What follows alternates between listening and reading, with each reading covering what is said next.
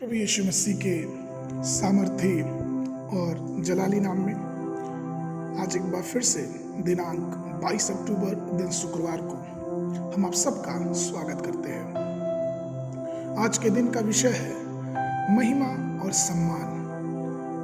इब्रानियों की पुस्तक उसका दूसरा अध्याय उसके 9वें वचन में पौलुस इस प्रकार से लिखता है, पर हम यीशु को जो स्वर्गदूतों से कुछ ही कम किया गया था, मृत्यु का दुख उठाने के कारण महिमा और आदर का मुकुट पहने हुए देखते हैं, ताकि परमेश्वर के अनुग्रह से हर एक मनुष्य के लिए मृत्यु का स्वाद चखे।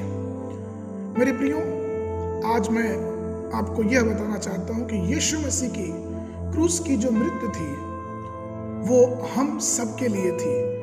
हम वह सब लोग जो यीशु मसीह को अपना उद्धारकर्ता ग्रहण करते हैं, और यीशु मसीह की मृत्यु सिर्फ मृत्यु नहीं थी, लेकिन एक छुटकारे की कुंजी थी, एक छुटकारे की चाबी थी, जो वो कलवरी क्रूस पे मृत्यु के दौरान उसने सारे मानव जाति के लिए दे दिया कि जो कोई उस पर विश्वास करे वो नाश ना हो परंतु अनंत जीवन पाए। वो मृत्यु की चाबी, वो अनंत जीवन की जो चाबी थी, जो कुंजी थी, वो यीशु मसीह के मृत्यु के द्वारा हमें और आपको मिलती है। इसलिए मेरे प्रियो, हम उस महिमा और उस आदर के मुकुट के पीछे चले या फिर उसकी चाह में लगे रहें, जो आदर और महिमा का मुकुट हमें प्रभु यीशु मसीह के द्वारा प्राप्त होता है। संसार की बातों से दूर उस अनंत जीवन की बातों की तरफ लगे रहें, क्योंकि चूंकि यीशु मसीह खुद परमेश्वर होके उसने मानव जाति के लिए अपने प्राण को त्याग दिया कि हम उस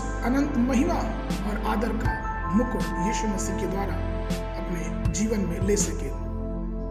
एक छोटी सी घटना स्मरण आती है कि एक बार एक अमीर मनुष्य था और वो अपनी मनमर्जी से सारी दुनिया की जो सुख विलास की बातें थी, सारी आनंद की बातें, वासनाएं की बातें, और सब बातों में वो आनंद करता था, और उसे किसी भी वस्तु की या फिर यूं कहें कि उसे किसी भी चीज की घटी नहीं थी, कमी नहीं थी। और एक दिन की बात है कि वो रात में अपने बिस्तर पे सो रहा था, उसकी पत्नी वो अच्छी गहरी नींद में थी। अचानक उसने अपने कान में एक धीमी आवाज सुनी, और वो आवाज उससे यह कहा कि आज एक अमीर व्यक्ति की मृत्यु होने वाली है। आज सुबह ठीक 6 बजे एक अमीर व्यक्ति मरने वाला है। यह बात जब उसके कान में पहुंची, वह तुरंत घबरा के उठ गया। वो धनी मनुष्य डर गया। उसने बगल में सोए अपनी पत्नी को जगाया और उसे उठाया और कांपती हुई आवाज में कहा, मुझे डर लग रहा है, मुझे बहुत डर लग रहा है। पत्नी ने पूछा, किस लिए आपको डर लग रहा है?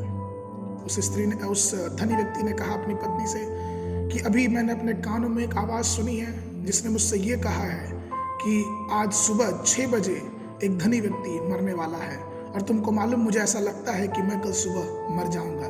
पत्नी ने उसे समझाया कि नहीं, ये सिर्फ एक सपना होगा या फिर आपका वहम होगा, आप कृपया सो जाइए।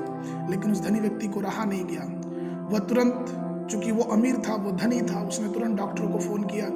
डॉक्टर आनंद फानंद में भागते हुए उसके घर आए, उसका सारा चेकअप किया, और उन डॉक्टरों ने उनसे कहा कि नहीं, वो सिर्फ एक सपना था, आप कृपया करके सो जाइए, आप स्वस्थ हैं, आप बिल्कुल स्वस्थ हैं, कोई परेशानी नहीं है, कोई नुकसान नहीं, और आपको कोई नुकसान होगा भी नहीं। और वो इतना बेचैन था, वो इतना परेशान था कि डॉक्टर तो वहाँ से चले गए, लेकिन वो अपनी बेचैनी में वो सो नहीं पाया। ऐसा करते करते करते सुबह के 6 बजने वाले थे। अब वो रोने लगा, विलाप करने लगा कि अब तो मैं मर जाऊंगा। तभी अचानक उसके घर में एक बुजुर्ग सेवक था, एक नौकर था, और वो जो सेवक था वो बहुत ही धार्मिक था। वो ईश्वर की बातों को मानता, ईश्वर की बातों को अमल करता, उसके वचनों पे चलता।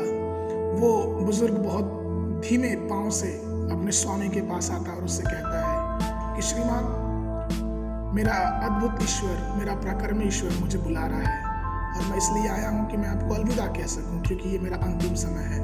यह कहकर वो बुजुर्ग पीछे लौटा और अपने कमरे में जाके बिस्तर पर लेटा, और ठीक 6 बजे उसके प्राण उससे ले लिए गए। यह अमीर व्यक्ति इस चीज को देख के वो सोचने लगा कि रात भर से मैं परेशान था, मैं इस बात के एहसास में था कि दुनिया का सबसे धनी मनुष्य मैं हूँ, लेकिन असल में ईश्वर की नजरों में धनी मनुष्य ये नहीं है। तब उसको वो बात याद आने लगी जो उसके कान में आई थी कि आज सुबह 6 बजे एक धनी व्यक्ति की